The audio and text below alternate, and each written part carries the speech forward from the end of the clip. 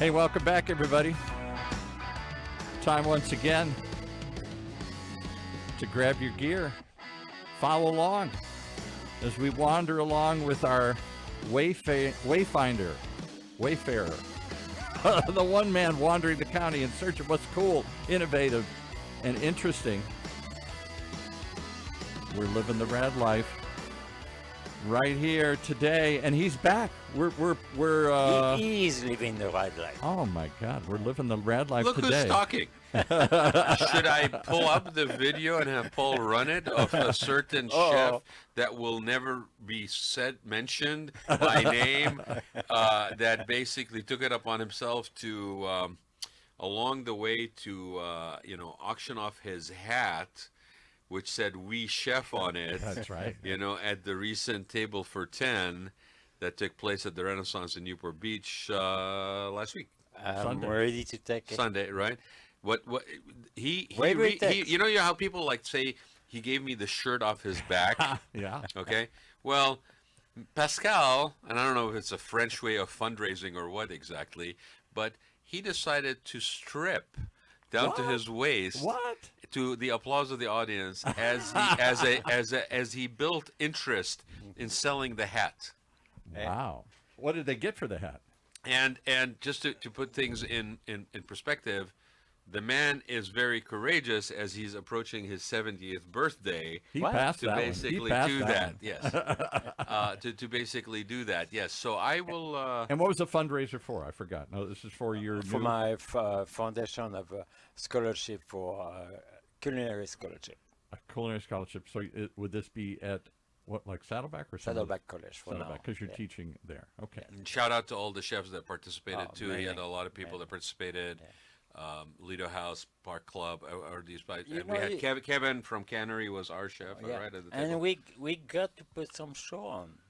Yeah. Yeah, no, I didn't realize it was dinner and a show. I mean, I was there for the food, but then all of a sudden I got the food for thought. The thing is that since Sunday I haven't been able to get that image out of my head. How many hats was he selling?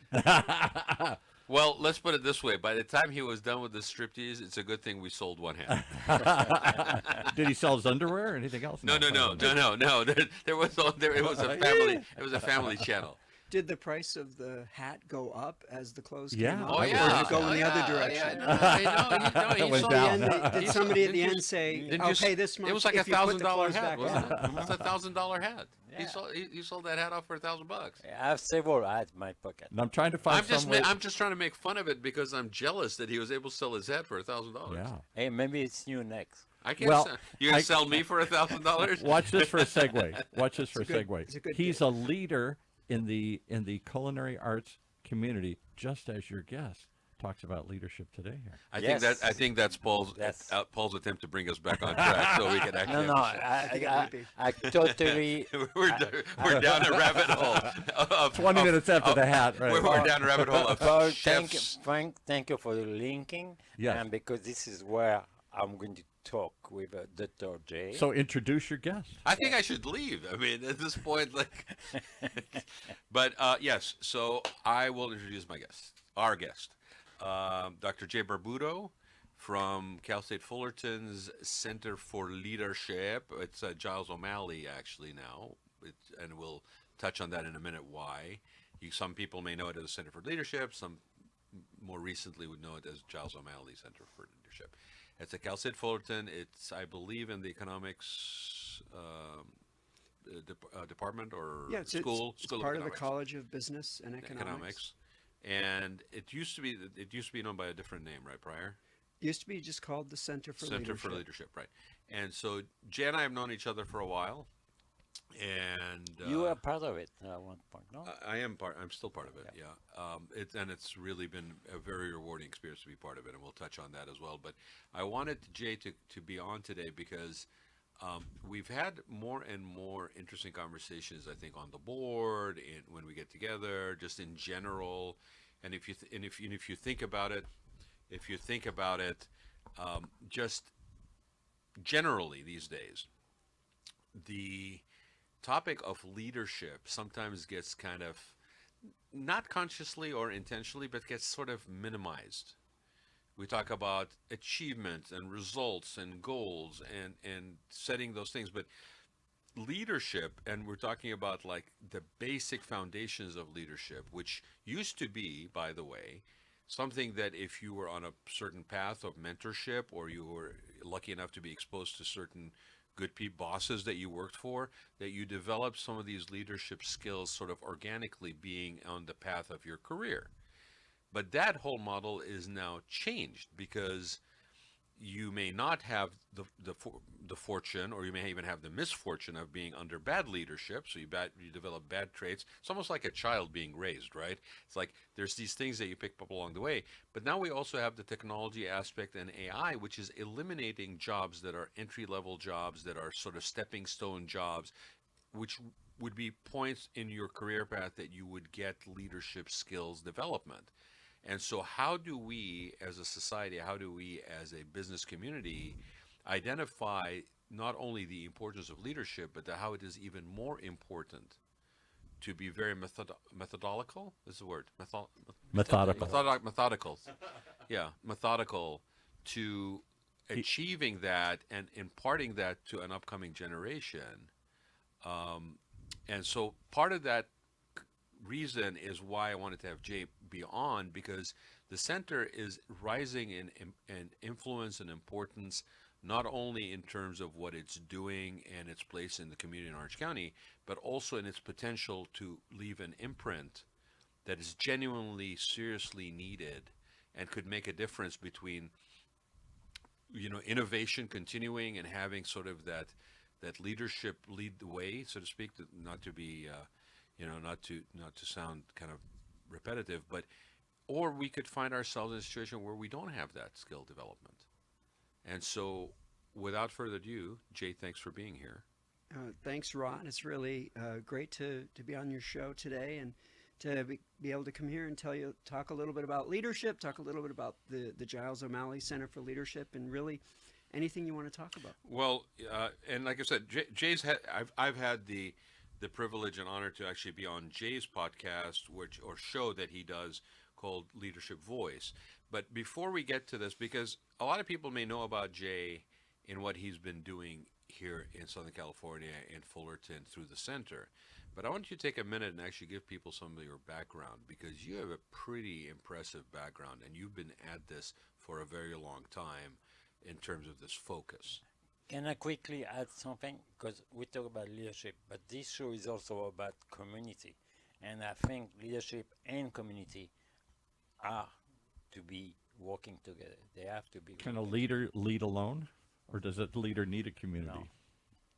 Which question should he take first? I don't know. Well, I'm fascinated to hear his take on why don't we Yeah. hold some of the questions to later? I really want Jay to basically share some of his background. I think it's pretty impressive. So when I started my faculty career at the University of Nebraska-Lincoln. Okay. And I was there for about 14 years. And we developed a doctoral program in leadership studies while we were there. Okay. My position there as a professor of leadership, it started out as teaching and developing coursework and doing some research, but then also work in the community. 25% of my time was supposed to be as a specialist, a leadership development specialist. So I worked out in the field doing leadership training across the state for commodity boards, for agricultural boards, and lots of groups. And I found synergy in that work, so I was able to do research while also working with the government, while working with elected officials, while working with agricultural leaders across the state of Nebraska. So during the early parts of my career, we had a Master's of Science program in leadership development, which became twice the size of the MBA program. We created a doctoral program in leadership studies, which became the second largest doctoral program on campus. Sometimes, in my world, in the design side, it's like you hear the word sustainability all the time, right? And it's like, oh yeah, I know sustainability, but I don't really know the components of it. Like, to me, sometimes leadership sounds like it's this catch-all.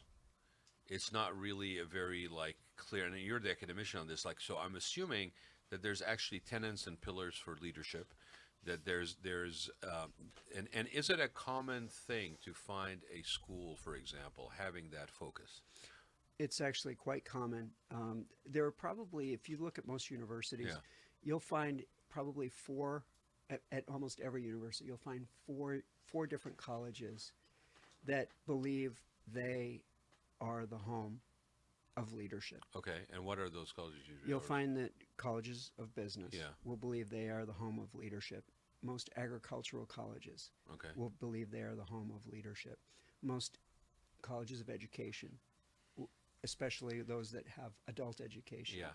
believe they are the home of leadership. Most political science Right, because programming, so arts and sciences right. will usually lay claim, and communications. Interesting. So it's again, I think, by virtue of what you just said, you see the importance of this role and the development of this role across the board, not just in the field of business, not in the field of politics or social services, but just across the board, even like you said, agriculture, even, right? Disciplines. I can see that. It draws from anthropology, sociology. Those things all mesh together to give us what we know of as leadership. And so one of the things that you mentioned earlier that I thought was really, really impactful is this notion of where leadership comes from. But more importantly, how does leadership be sustainable? And I think the real answer to that is in the way leaders leave things. Okay. As a leader, we can come in and we can do things that we believe in. We can make things happen. We can create outcomes. But then when we move on to our next project or our next endeavor, what's left behind? Do we leave an abandoned warehouse? Do the products or the services or the things that we've developed, is it now defunct without the leader? If a leader builds something that requires them in perpetuity, then they have not created anything sustainable. Well, and it begs the question, and maybe there is actually a defined difference that you could enlighten us with. What's the difference between a leader and a manager? That's a great question. I actually hate that question, but it's a great question, and I'm gonna do. Well, my I'm best saying to it for the answer. benefit of people Strike that listening. question from the No, record. No, I'm trying to. I'm So- saying that for the benefit of the people Actually, listening I have because a similar question because as well. what you're defining to me, where somebody basically, quote unquote, leads, was working on a project, they leave, and that project is not now sustainable. Did they lead or did they manage that project? Yeah, usually when we think of leadership, we think of change, we think of innovation, we think of growth, we think of entrepreneurial, we think of things that are becoming.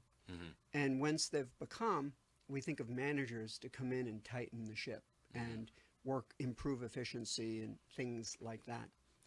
I tend to not use the two terms. Why do you hate that question?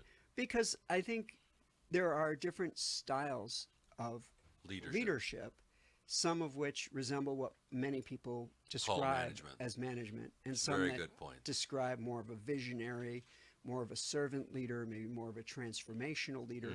But there's also autocratic leaders who are just trying to Very, very, very keep top their down, control. control driven. Yeah. It's the way I want it to be. And then there's other styles of leadership that are very participative and others that are very Collaborative. not participative. Yeah. And there are some leaders out there that try to do everything themselves. So is there a wrong or a right way to lead? I think every leadership style that a person embraces for themselves, there is an effective version of it and there's an ineffective version of it. Fair enough. So I don't think that a person is only good if they have a certain style of leadership. But what ends up happening is whatever style you choose to have, you can be good at it and you can also be horrible at it. So you could be an autocratic leader and have good values, have good core principles, make good, impactful, benefiting many decisions, and you can succeed as an autocratic leader. But you can also be an autocratic leader and turn into a tyrant. How do you choose what type of leader to be? Is it nature or nurture? I love that question also. And I get asked this question a lot. I actually spent the first 14 years of my career researching the antecedents of leadership, meaning where does a person's leadership come from? And the nature versus nurture piece is a question I oftentimes get asked, especially with my area of expertise. When I get asked, are leaders made or are leaders born? I always have one answer. Do you feel suspense? I am. Okay. I'm at the edge of my seat, literally. Okay. Waiting. All right, here we go. What I tell people is that leaders are born, Okay. but not at birth. Okay. Expand. So leadership is born out of opportunity. Leadership is born out of necessity. Leadership is born out of the circumstances that we have in our lives. We cannot predict leadership at a very young age. So it's not born. You can't go to a kindergarten class and say, there's the leader. That's the leader, the one that's bossing And- everyone yeah, around. but That's not the I leader. think you lead when you start to find your way.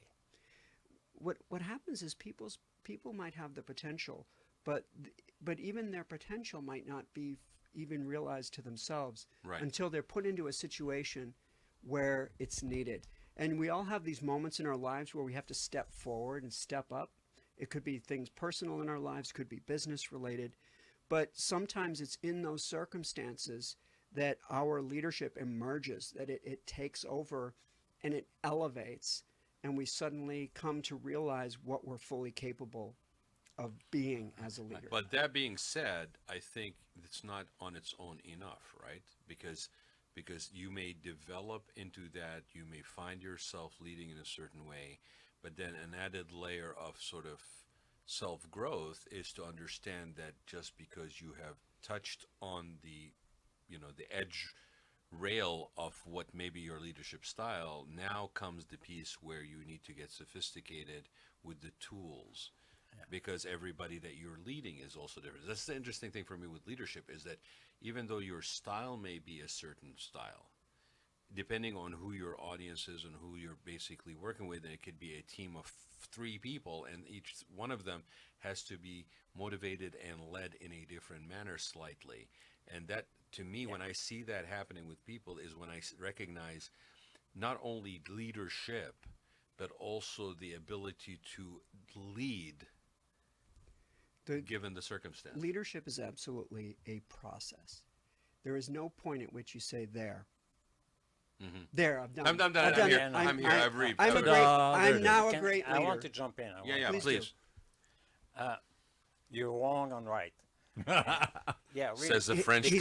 He's not looking at me when he says that. Because you Hey, nice. Thanks, leaving me in on this end of the you ball. do question and answer. No, at the I same was going to time. actually ask you, because you are in a leadership role. Yeah, when you're in the every kitchen, time you're in the you're in kitchen, a- and you you're- have all these people. Well, So I'm a pragmatic guy. All right. So leadership, I know what leadership is.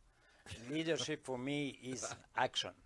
You have a reason, you have a goal, you have a purpose, and you have leadership with your soul as well. You put all that together to succeed.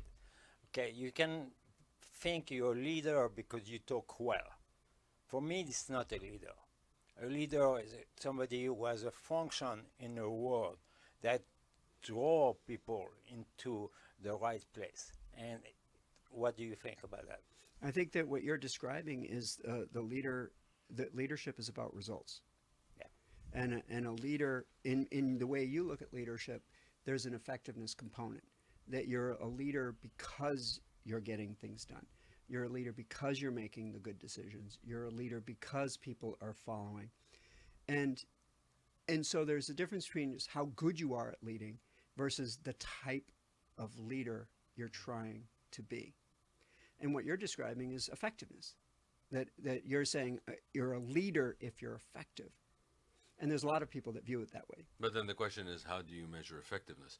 Because effectiveness The may result. not be, but the result may be something that you don't even see until many years later. Like I could say that there are people who lead in the development of people, like Chef has, where he's turned other people into chefs. He No, probably no, I'm didn't talking know about that till I'm talking later. about Yeah. like teachers. Teachers are leaders. Teachers They are are leaders, leaders. But, But the impact of the they- teachers leading may not be something seen for years. in a quarterly They- report. Well, they're leaders, but they are mentors. But remember, the way you define leadership, the way you view leadership, will determine the way you view leadership The effectiveness. results, yeah. So if I view leadership as leadership is getting people to do what you want them to do, then I would then say anybody is a good leader if they got people to do what they wanted them That's to do. scary. But if I defined leadership as bringing people together towards a common good, now then you'd say, all right, so if they're a good leader, that means that they produced good outcomes that were good for lots of people. And it was- Somebody still has to determine what the common good is, right? absolutely. I have a perfect It's example. very interesting. I've been involved, unfortunately, with the health industry for the last 6 years. Which one? The health industry? Health. Health. Health, Okay. yes. Health. Right. He's had some medical issues, and so So- he's being I had sarcastic a plenty little of bit. time, plenty of time in my hospital bed and my doctor chairs, whatever, to see how thing goes. I see the leader. I'm sorry, I'm going to shout her name of UCI Medical. I see the top guy. I met him because I want to always meet the top guy. And you've liked your experience. So you at must have been UCI. looking forward to this Yes. to this conversation totally. right now. Right. Yeah, very- since you're meeting the top guy. No, it's very important that you connect, and that the leader doesn't mind to connect to you because come from the top down. But how many people get to meet the head of UCI's whatever? It Yeah, but doesn't, center? it doesn't matter to you me. see I what's just- interesting is, and this is exactly why. No, this is exactly why I wanted to have this conversation. Yeah. Because it's not something you can just very easily put on a notepad and call it a day. Yeah. This is the multifaceted nature of leadership. And if I had to guess, to me, the curiosity of all these multiple dimensions to it is probably part of the interest in the topic that you have, right? Like it's like, to your point, it's not something that it's one and done, or you've reached it. It's constantly evolving, changing. The people that you're dealing with are variables. There's all these elements that are coming in. So if somebody who's very finite and very like one-dimensional or two-dimensional, that will also reflect in their leadership. Absolutely, Totally. and there's self-interest in it as well. Right. When we evaluate people, when we evaluate other people's leadership, we oftentimes will think about how we're affected by what they're doing. Right. So we might not always prioritize the effect they're having on the greater, but we might How did it rather affect me? prioritize. How did it affect me? Like, And if you really want an example of that, that's how many people vote. Yes. Right. How it affects me. Because I'm My going to look at pocket. Yeah, that later, and how is it going to affect me versus a bigger picture. Now again, there's other layers to this. Do I have enough latitude and flexibility and self of comfort and a safety net that I can think bigger, or am I needing to focus on those tabletop issues? You know, But politics is in the cloud. For politics, Not really. you don't I touch think it. You All don't. politics is local. but That's it's what led Tip by O'Neill said. all of Yeah. that stuff is led. Yeah. And leadership, and this is why I'm having this conversation, because what I want to turn this to is as varied and multidimensional as this conversation as this topic is, and the subject matter at hand, and as changing as it is, dynamics and times and technology and all these impacting on it, this is really the real reason yeah. why to have a center that is focused on the development on this in real time, not just in an academic, archaic, archival, Yeah. this is what we did, now learn what those tenets are. especially the in- living, yeah. breathing center of engagement with this is so important. Especially now that we talk a lot about AI, okay? But it's going to be a trend. I'm going to have to live with it. But you have great leaders. Go back to UCI. We have one guy. He's not an AI. He's a brain. He's a soul, and he has a fantastic medical center on Chapman in Orange, and then just create a new one right there in Irvine, and the staff, the whole feeling, the whole work there is exactly the same. So everybody follow the lead. That's For And is me, it the result leader will- or is it the system or both? Because if He- that leader leaves, does that system then still Right. hold or not? Well, Right. hopefully he has good people around Well, him. that's part of the leadership. Yes. So Jay, I want to turn the conversation, just bring it more towards the center. Talk about what was the intention of the center. What was the motivation behind doing this? Because you were in Nebraska, and That's you right. ended up in Fullerton. Yep, I was so how did that happen? I was in Nebraska. I was overseeing a doctoral program in leadership studies, working with doctoral students, preparing them to become faculty, professors of leadership all over the world. But I became a professor at a relatively young age, so I had 14 years of professor experience at a relatively young age. Mhm. I was already fully promoted. I was already tenured. So I started thinking second chapter, and the next chapter for a person in my area and my expertise would be something related to leadership. And the thought of being a director of a center for leadership was really enticing. Leading a center for Leading. leadership. There you go. Leading the leaders. And at Cal State Fullerton, they didn't want someone to just lead a center for leadership. They wanted us to create a center for leadership. So when I Yeah, came, you didn't step into something. And There why? was Why did, nothing, right? Why There did was- they want you to create that center? What did they see? Why did they see that was an important asset they needed to have in their campus?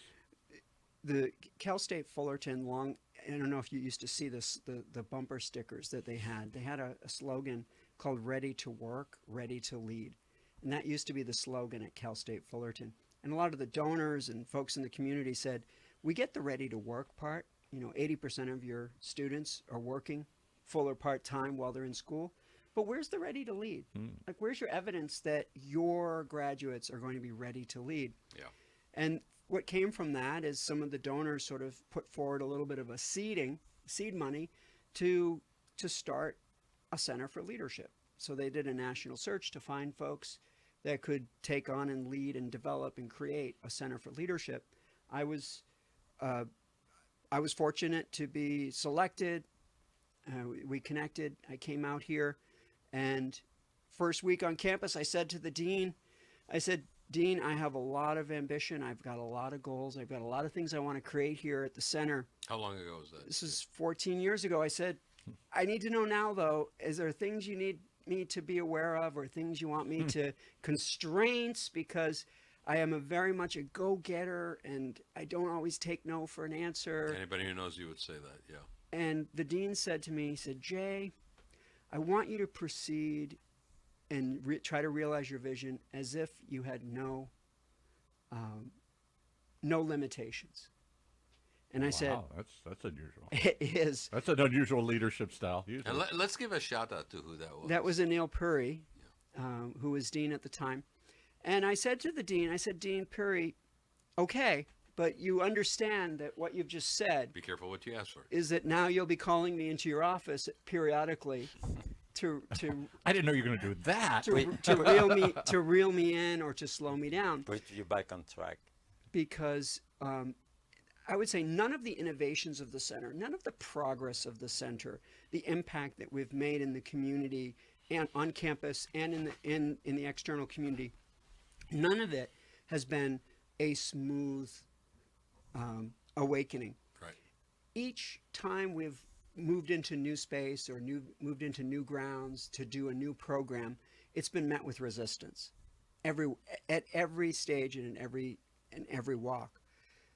And one of the things that we have had to embrace is that you can't just hear no and just say, "Oh, okay, never mind then." You have to then follow that no with a why, or what are your concerns, or what are your hesitations. If you treat no as failure, or if you treat no as the end of the conversation instead of just an interruption, I think that is a big step in the process. So developing a center for leadership, making it into a highly programmatic, with lots of things on campus for students and staff, but also lots of great things for the business community, and then leveraging the relationships that are involved in both entities to create synergy. That only happens when you don't take no. Can we go for an answer. backward a little bit right at the beginning? You We said- do that a lot in this show. That's fine, but it's No. all a new beginning for me because my memory lasts about 10 minutes. It's okay. So it'll be like we'll talk about something new now. Brand It's new. all fine. And if you No, believe him you say saying that, you're in trouble. We are born as leader. You think leaders are born? That's what you said. No, he- Leaders, right? He says there's a moment when they are born, but it's not at birth. Yeah, and so it's Doesn't a have- play on words. It's a play on words, Right. Because what You it don't come really out of the means, womb as a what it leader. really means is that leaders are made, but they're made and they're born. Out of Like they- out of circumstance, Yeah. born Okay. out of an So incident. does that A mean need and they have to walk to that time, at that period? So, because for me, leadership needs to have a leader needs to have experience. You cannot be a great leader if you don't have an experience in your field. Aristotle would agree with No. you. Yeah, Aristotle, yes, yes. Aristotle says that. Aristotle says that leaders must be followers first. That Aristotle says that. Plato does not. Yeah. Plato says there is the worthy chosen few who were always destined to be leaders.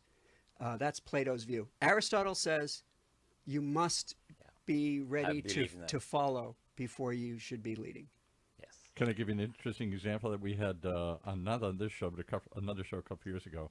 The author David Marquette, captain in the Navy, who wrote a book pretty popular, Turn the Ship Around, and he tells the story, as I recall, of being assigned to a submarine, and he was trained in a very autocratic style. Shut up, just don't ask, do this, do it now, and it didn't work. And he said, my biggest problem was I couldn't fire these people. We're on a submarine. I can't let them off and say, get out of here then, if you're not going to follow me. So his whole thesis is, the subtitle of his book is True Story Turning Followers into Leaders. He really believed that you had to bring people along. I couldn't just tell them what to do. Well, part of experience sometimes is also exposure to what not only doesn't work or doesn't work for you, but that you also realize that if you were put in that position, you would do it in a different way. I think that's sort of that experience and seasoning that we're talking about. But it could happen at any age. I mean, there are people that go to 60, 70, 80, and they still haven't had that, and people that face it at the age of 10. Like, you can't really put a number on that. Right. One day you're thrust into that role, and that's when you're born. The crucible of experience, so to speak. If the leader's being autocratic and they're telling people do this, do this, do this, what they're not doing is they're not intellectually stimulating the people around them. And as a result, people do not become good at solving problems. They do not become a learning organization. Right. They're not good without the leader. And we don't listen to them. Yet not to sound sort of contrarian, but there are people that don't want to have that happen. They want to just follow. Like, you have to understand your audience. You have to be able to do that. Like That's a good thing. well, right. I mean, and I remember having this conversation one time when You have it people was- who will never be leaders. It was right out of COVID, and I think you and I, Jay, may have had this conversation too. Right after COVID, the only two topics that people want to talk about: how to attract talent and how to retain it. Yeah, Remember, right. this is like everybody wants to talk about. Wherever you went, wherever you had a chance to talk or present, that's what they wanted to know: how to attract talent, how to retain it. You have to shine. And I remember an article. It was If you a don't shine, you don't attract. but how do you shine? Because people shine differently. There was an article that was the front cover also of the Harvard Business Review, and it was about the myth of busyness, and it was a beehive, and it was basically about being busy and being busy, right? There are people that live by every minute on their calendar, right? And I remember having this conversation that was It's driven. a society. Right, but The illusion of activity. But listen to this. My point was this: if you have a team of 10 people, and you have no time on your calendar to get to know your team, then how do you lead that team? You have to have the ability to know every individual on that. If you don't, then you're making them fit the mold. Because I was sitting on panels, and all I was hearing on these panels was corporate culture. They fit the corporate culture. They wear the blue uniform. They, and I'm like, They swallow the blue pill. but you haven't realized that we had a paradigm shift in the labor force, and that you now have to have a little bit more inclination to finding what people are motivated by, both on the personal growth, business growth. Like, people are motivated different. Some people is like, I'm going to come in at 8. I'll leave at 5:30. I put in a half an hour past 5, and I've come in an hour earlier or whatever, and I'm going to take that paycheck, and you're not reaching me on the weekends, and I am totally fine with that. And there are some people that will go, I'm going to work all day long, and I'm not expecting you to pay me more, and I got things. So everybody's motivated different.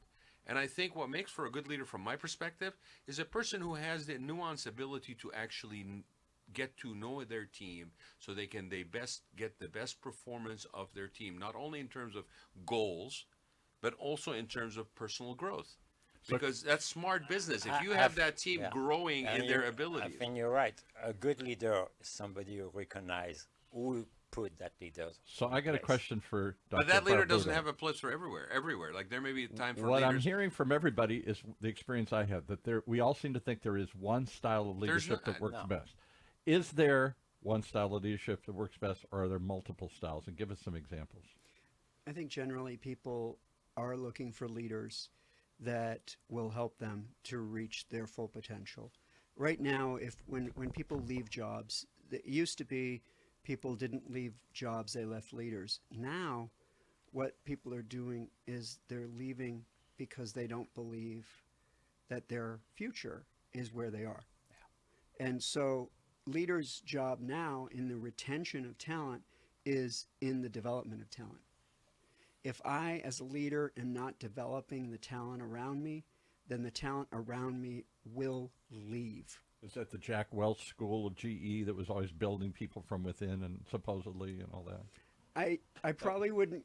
You wouldn't pick that example. I probably wouldn't. That wouldn't be the. But that was his press release. That was his. But you see, Paul, what you're doing here too is you're referencing sort of tenets of academia on reference points like Jack Welch. What I'm saying to you is today, even as early as COVID, the paradigm has changed. What Jay just shared about the fact that people leave because they don't see that is where the future is. Well, the reality is also that your labor force is smaller. So as a leader, you now have additional realities to deal with in terms of retention, right? So it's part of it is goodwill and intentions. Part of it is smart business today that wasn't necessarily maybe a factor back then. So do you think there is a good style of leadership that everybody should follow, or are there multiple paths to leadership? I think that if an organization, if a leader wants to attract talent and keep talent, then they're going to have to develop a leadership style that fosters the development of talent and fosters the career growth of the talent around them, which tends to lean towards a servant leadership style of leadership, where with a servant leader, the goal of the leader is to develop the talent to fully optimize the talent of the people around them. Make that the priority. To serve the team, not just have the team serve him. Right? Yeah. The benefit of that is that a servant-led organization, a leader that practices servant leadership, becomes a preferred workplace for employees. They will gravitate. I will go and work for you because you have servant leadership tendencies, and I will leave this other company that doesn't have servant leadership tendencies because it's not a preferred workplace. And so when we talk about the war on talent, we're talking about preferred workplaces. We're talking about preferred leaders, preferred supervisors, preferred cultures. We're talking about career advancement and career development. So if we take an employee and we say they're like independent contractors, they're trying to decide what will be the best investment of these next 2 or 3 or 4 years. Right. They want a job today that can be growing soon,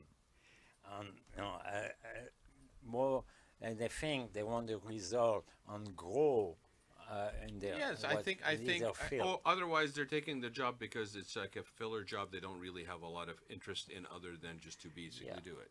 I mean, we could talk about this aspect of this for the rest of the show, but I want to turn back. I just have to say one more thing. Go ahead, Jay. There's an odyssey here because employers want to hire employees that will stay, that will come and stay and grow with the company. Employees also want the very same thing. The problem is that leaders are not doing what's necessary. They're not developing the talent. They're not investing in their people to the extent that they need to. Both parties say they want the same thing, but the leaders need to stop wishing for it. They need to start wanting it, and they need to start and putting taking the things in steps. place to do it. Exactly. Right, because you know what? Thank you for bringing that up, because that's absolutely correct. You want it, but then you basically penalize the team for not having it, but you haven't really put any conscious effort or programming to develop there. it. And what you end up with is you lose people, and now you're basically looking everywhere other than where really the reason is. And no, so what is the center doing, Jay? Because I mentioned in the beginning, the center, just with my knowing you, knowing being involved with the board of directors, the center has gained not only notoriety, but it's also gained prominence and effectiveness. So what are some of the things that the center does to try to cultivate some of this? We help businesses become better workplaces. And we do that by providing training programs. For some organizations, we are their training department. We can go in, we've got about 72 different leadership training topics that can be delivered. They're ready, they're off the shelf, ready to go. Yeah. Companies, large companies, some of the most prominent companies in Orange County, they rely on the center to supplement what they're already doing. Smaller organizations with less established learning and development functions, we are their training department. So that's one of the things that we do is we provide. So you're a resource for those companies to actually step Absolutely. up and do that. We also have a climate survey that organizations can use. We're probably one of the only university-based climate surveys that companies can use, buy and use in their organizations. And it's used with some of the top measures in the field to capture the most relevant items.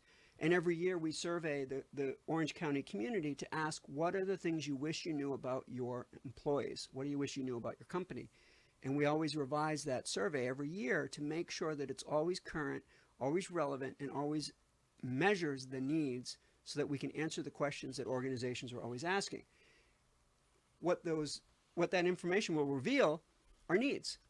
And whatever those needs are, the center usually has the solutions. And I'm not trying to sell those programs, although I will encourage everybody to find out more about them. And why don't we give them actually the website, Jay? Where can they find out more information? So usually the best way to find us is Center for Leadership, Cal State Fullerton. Right.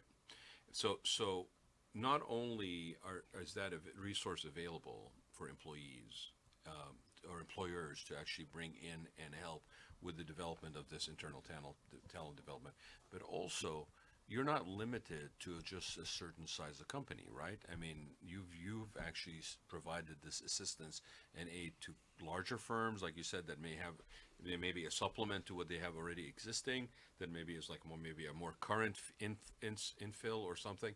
But you've also provided for smaller companies, right? Yeah, in multiple sectors of business. I've done corporate executive training in CEOs' living rooms. I've done executive training in courtrooms. We've done training in auditoriums, and we've done them in arenas. Really, it's every different structure, or conference room to boardroom to training room to jury box. I mean, we've done leadership training where the participants were sitting in the jury boxes. And you have then through that developed also relationships and other ways of being more and more engaged in the community and more ingrained in the Orange County community. You have actually had the ability to invite people over to be on your show, which is produced on campus. That is the Leadership Voice. That's right. It's called the Leadership Voice. We're in our 9th season of airing. And the Leadership Voice is Orange County's only television program that's devoted entirely to conversations around leadership. And so every episode has a theme, and every theme relates to leadership across different disciplines, different industries, different challenges. And where do they see that? Like YouTube, I'm assuming, other places? Yeah, we air on Cal State Fullerton's television network. And so if you were to turn on the TV right now and turn on the Cal State Fullerton network, there's probably a 30% chance that we would actually be on right now. Yeah. But if they don't get that, they could see it on YouTube, I assume. Exactly. Yeah. It's streamed on YouTube.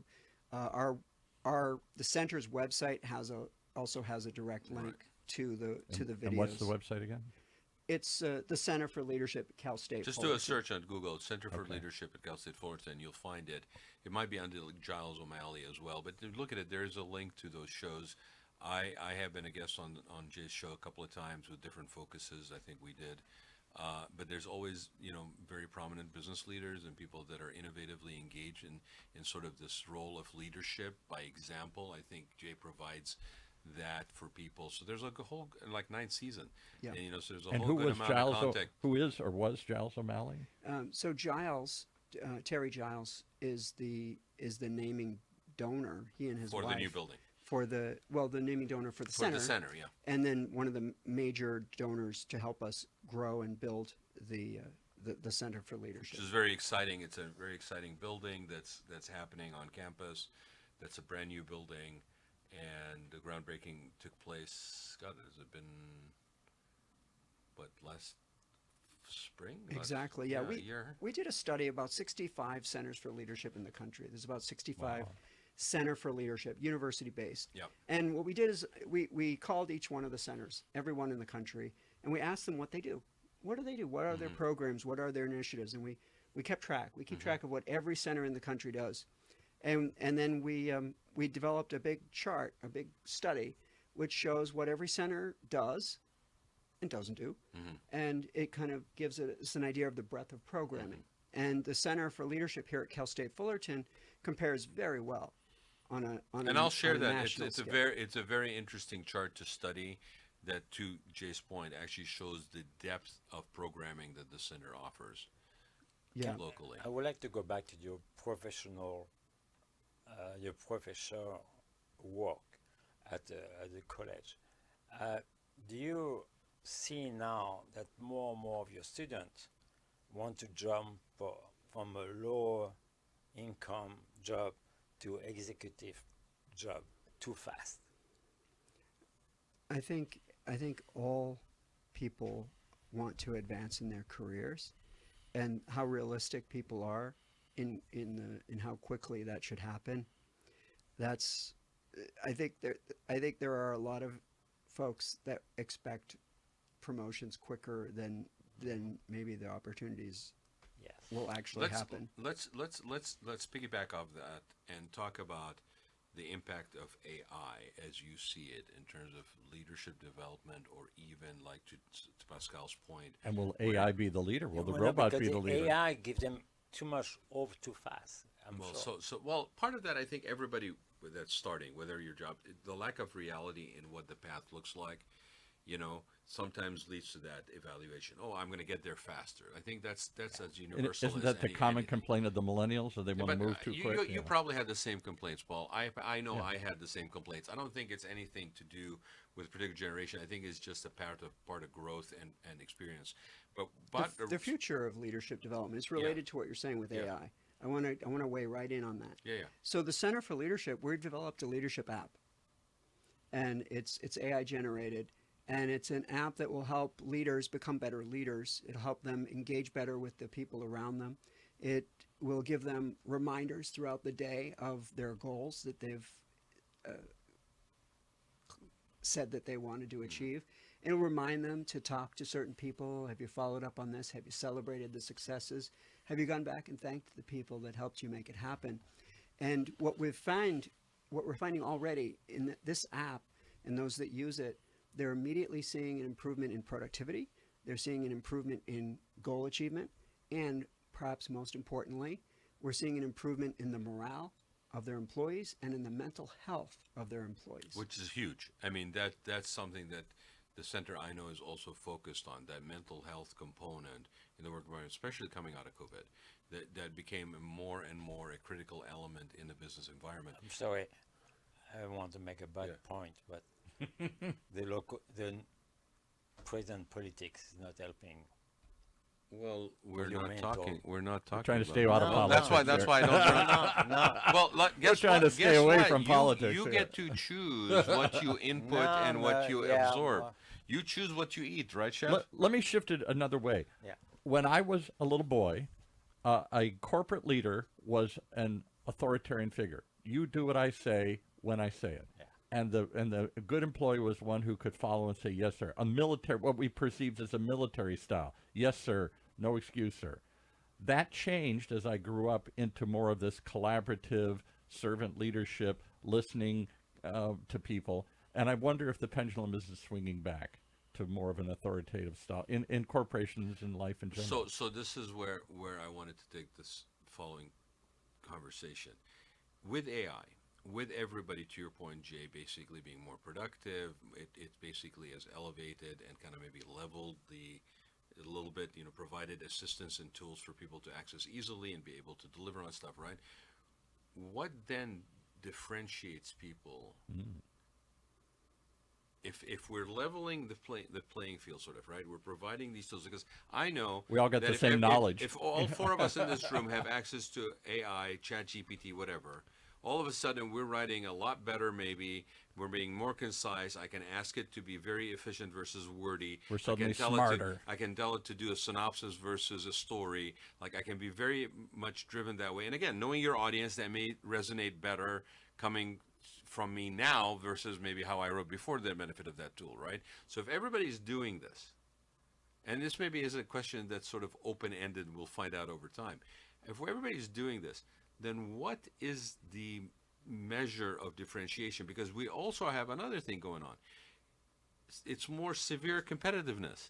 There's more intensity, whether it's company to company or talent to talent. The war on talent you were just mentioning was not only just, in my opinion, wasn't just a war on talent, internal or external, but also between people that are competing, right? So when everybody is now armed with more tools, how do we now differentiate value in leadership? All leaders have the same tools, huh? We're all good.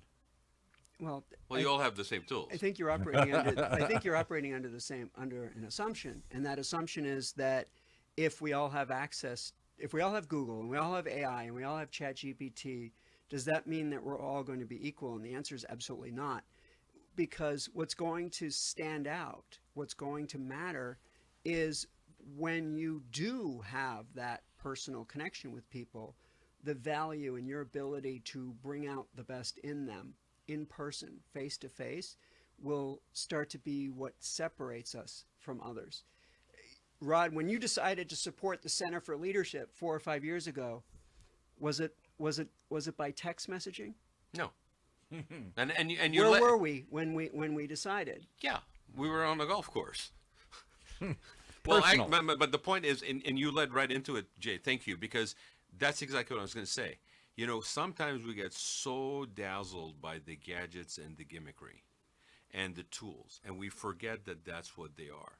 They are tools. Those skill sets, those soft skills, those nuanced development skills that are not necessarily from an app, those things are critical. And that's when, like whether it's nature or nurture or exposure or mentorship and all of these things that maybe you cannot put a full $ value on, that are the real priceless pieces that make a difference between a person that leads and a person that doesn't.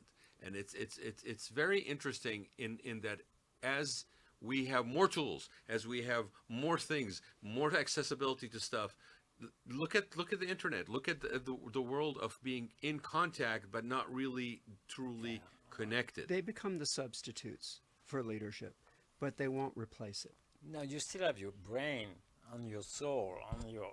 I think that is a great point to stop at, which is that they are substitutes.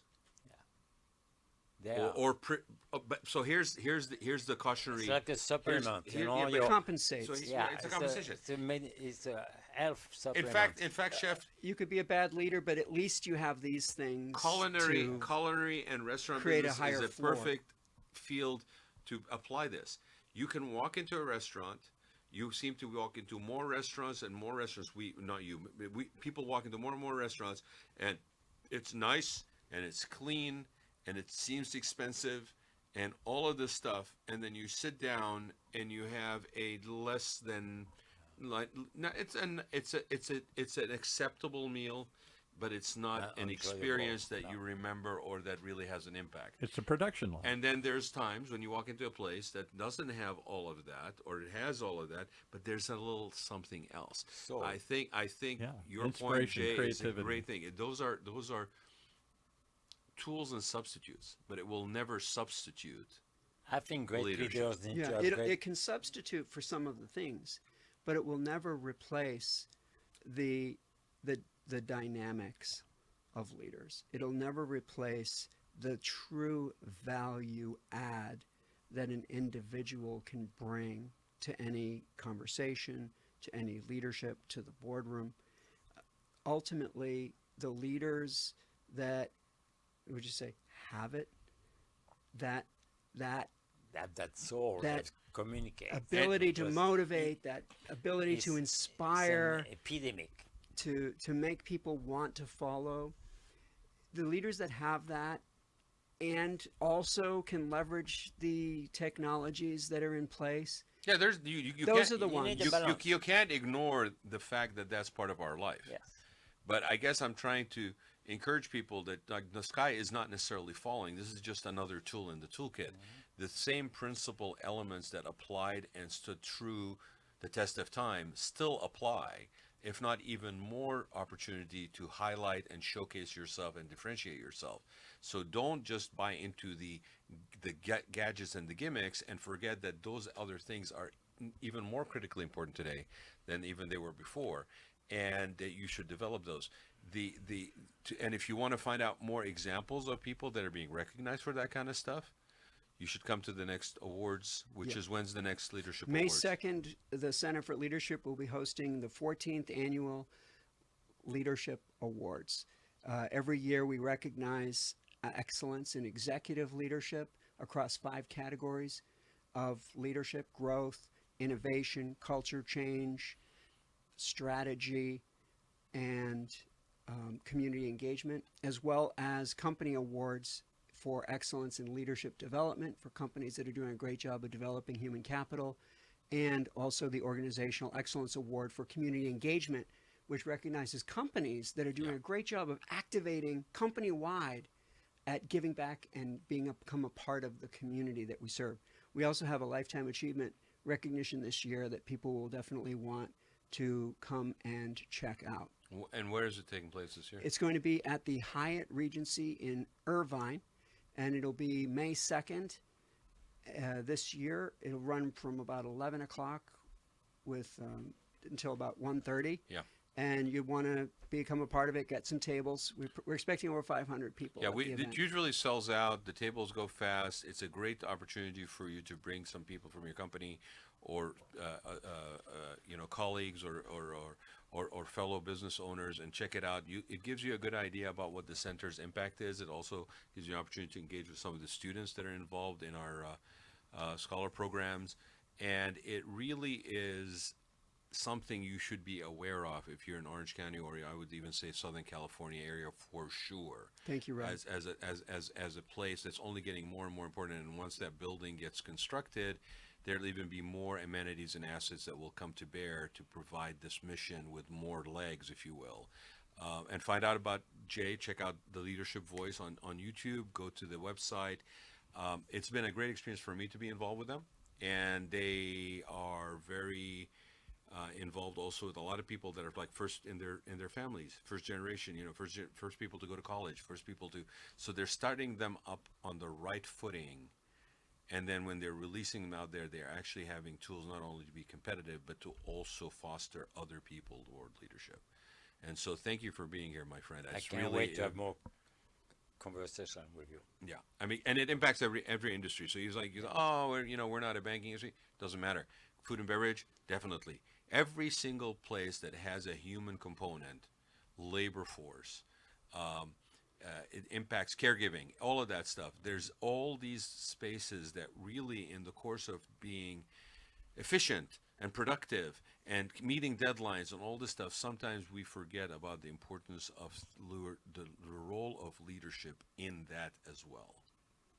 Absolutely. It's been a real pleasure to be here and to talk a little bit more about leadership, and I've really enjoyed it.